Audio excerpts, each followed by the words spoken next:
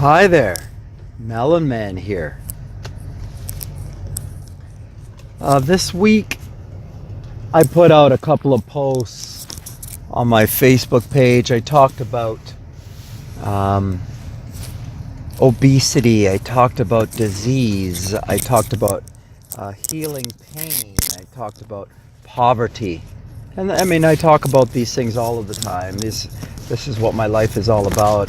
Being a professional coach, I'm talking about weight loss. That's my number one thing that I talk to people about. Being a personal trainer for 30 years, I'm always talking about helping people move forward. That's my career, that's my job. And I've gone from being, someone that talks only about weight loss to someone that talks about healing all aspects of the life, because I've learned from 30 years of coaching and experience that it's the same things that create change in my weight. It's the same things that create change in my relationship, in my physical pain, and in my prosperity or my abundance. Change is constant in that it's the same things that create change, and it's the same things that don't. It's thoughts and words that create things. It's thoughts and words that create reality. Reality is a manifestation of what is within. What is transpiring inside of my life is what is reflecting outwards and creating outwardly what is transpiring in my physical world. The outside world is a reflection of what's going on inside. Now, if my inside world is dominated by my ego or my personality, that character will create a lot of turmoil, to say the least, in the life. That identity, that ego, that personality, that persona is not really you. That identity that you've accepted as you is an imposter. He, she is the you that you have learned to be. He, she is your role. Me, the bodybuilder. Me, the personal trainer. Me, the father, the son, the husband, the friend, the neighbor, the employer. They're all roles.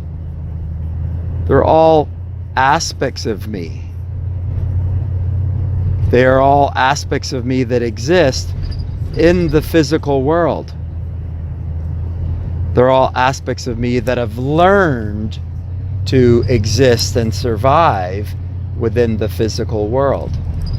The physical world has trained me to be a personal trainer. I took in the knowledge, I took in the experience, I saw what worked and what didn't work, and I became a successful personal trainer from the results that I saw and the information that I took in, from the feedback that I took in from the physical world.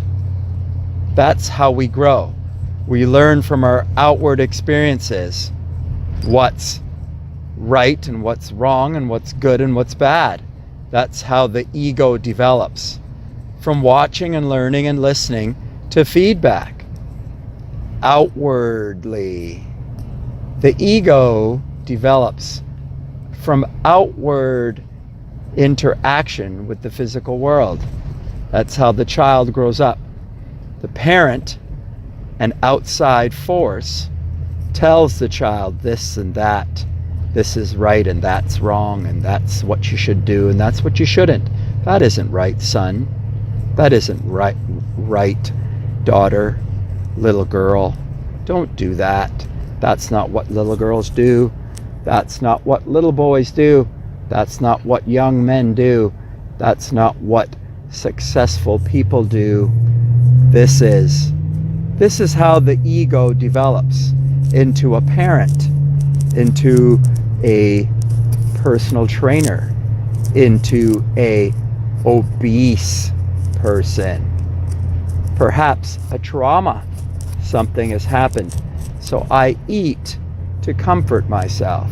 I've learned that behavior. That's how I've learned to cope with my trauma, my pain, my circumstance, my situation. A disease. I've learned that eating these foods are supposed to be good for me. I've been told by society outwardly that these foods are good for me. I've been trained to consume these foods and drinks. These foods and drinks are actually manifesting a disease within my body. Rather than taking responsibility and changing my food and drinks, I'll blame the disease on a bacteria. I'll blame the disease on a virus.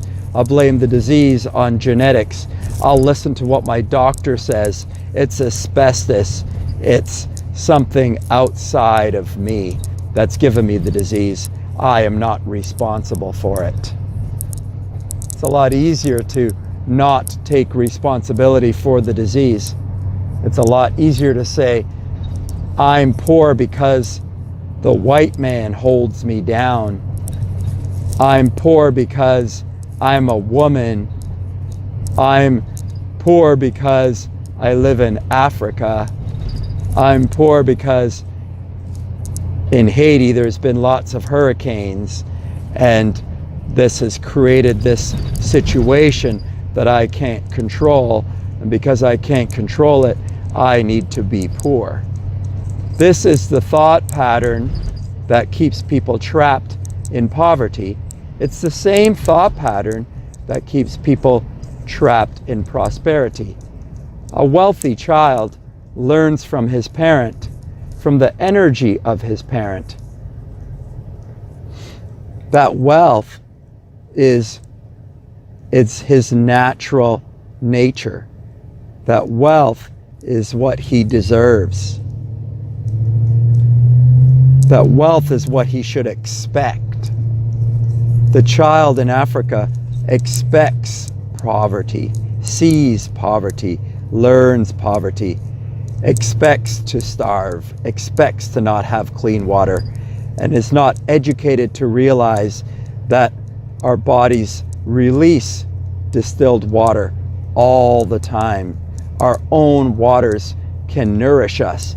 And if we had the right information and understanding, we could understand that our own waters have all of the proteins, vitamins, minerals, hormones, stem cells, everything that we need to heal and rinse the toxins out of our body are within us. So we are self-sustaining beings.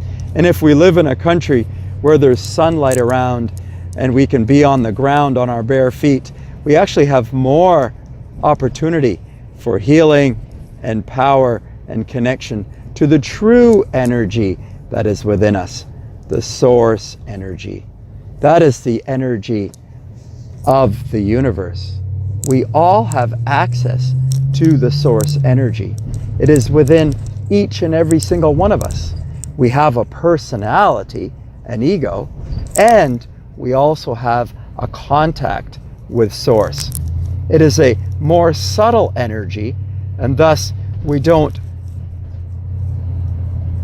connect to it as easily. We aren't as aware of it, and we aren't taught much about it.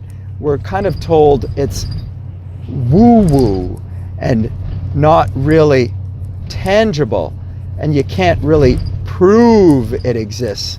However, it exists for certain. We can tell for sure when we die, because A dead body contains all of the material. It contains all of the cellular structure of a live body.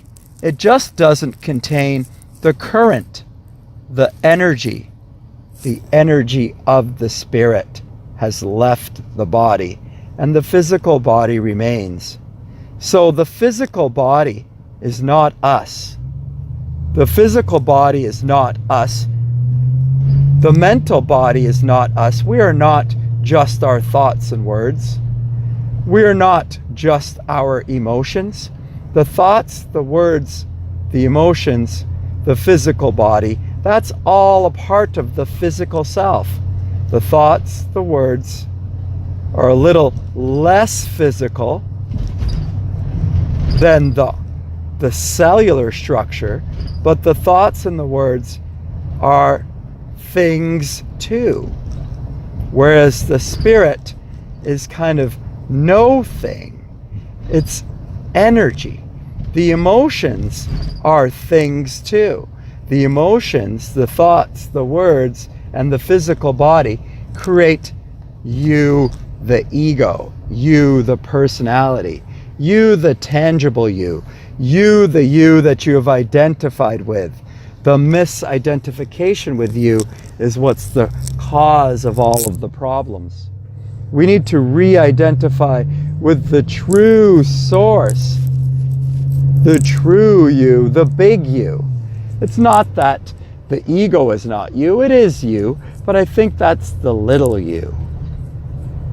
The big you is the source you, the you that's connected to the force of the universe, the you that is connected to godliness, the most godly aspect of you, the you that is all loving, all free, all knowing, at peace,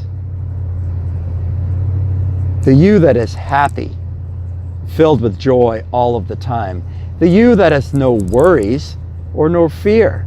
The spirit doesn't die. The spirit doesn't have to worry about eating. The spirit doesn't have to worry about paying bills. The spirit is existing in the physical world, inside of the physical body, having a physical experience, going along for the ride, and at some point, some people's spirits want to awaken. Whether that's because the spirits age or experience, whether it's just something that's been chosen, or you chose before you incarnated into the body that you were going to awaken within the physical body this time, in this lifetime. I'm not sure why some spirits awaken and wish to become, just for namesake, enlightened beings stepping into your light while within the physical body. That means you can kind of live a heaven on earth where your spirit is awake even inside your physical body. A heaven on earth, and also a little bit of loneliness, because sometimes you're yearning for that companionship with someone that understands, a spirit awakened within a physical body. And perhaps all spirits can awaken. Perhaps it's just the obstructions, the blockages that block our spirit. A child seems like a spirit, a playful, happy being all the time. And then the personality develops and the child is suppressed. Perhaps it's not that some people awaken, perhaps that all people can awaken if they choose to recognize the truth, if they choose to recognize that they are a spirit, if they choose to recognize that they have a spirit, that they have an ego, and that they have a spirit, and they can choose to act from their ego, or they can choose to act from their spirit. Unfooding gives us greater awareness. Detoxification gives us greater awareness. Distilled waters have a negative charge. They attract the positively charged elements, the dead elements, and whisk them from the body. There are numerous distilled waters. Fruits and vegetables contain distilled waters. Rain, fog, dew are distilled waters. A machine can distill waters. You can get a water distiller and drink distilled waters. Your body is an ideal distiller. Your kidneys are the most ideal distiller. And the waters that flow from your body are distilled. Not only distilled, but also connected to the intention of every single cell within your body. So the waters that come from within you are specially distilled waters. They are distilled, and they also contain the knowledge of yourself. They contain the antibodies and antigens that are ideal to help you heal.